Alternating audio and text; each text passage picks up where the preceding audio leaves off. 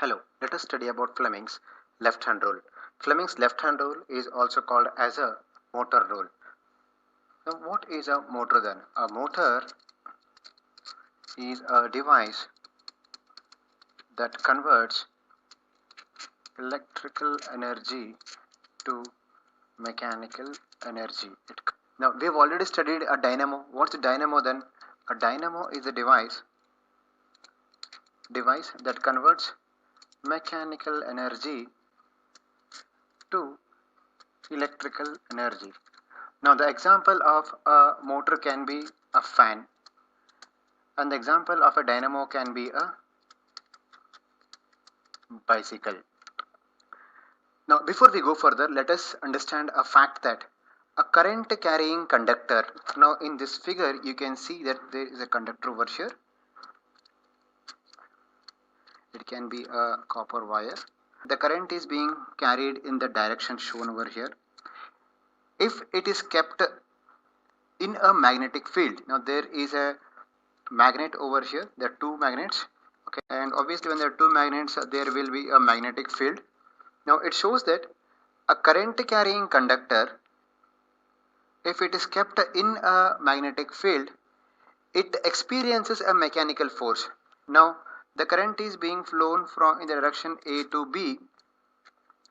The magnetic field is in the direction of N to S in this direction. Okay, then this conductor will experience a mechanical force. As a result, the conductor, this copper wire tends to move in the direction of the mechanical force. Now we can say that this mechanical force, the direction of the force is highest when the direction of the current and the magnetic field, they are at right angles to each other.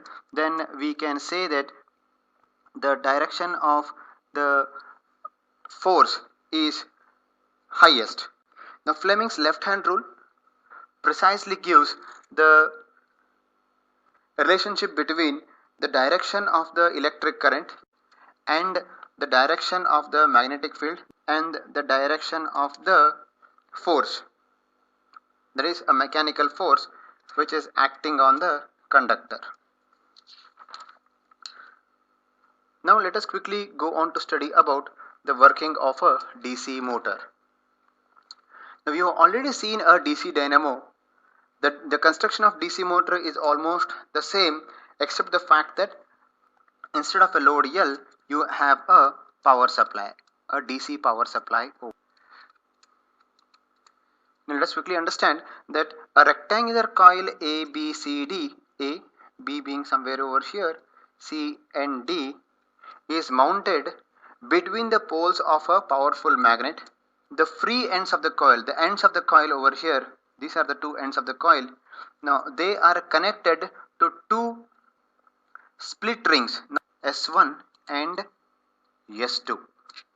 Now these two split rings are connected, or they are touching two brushes B1 and B2.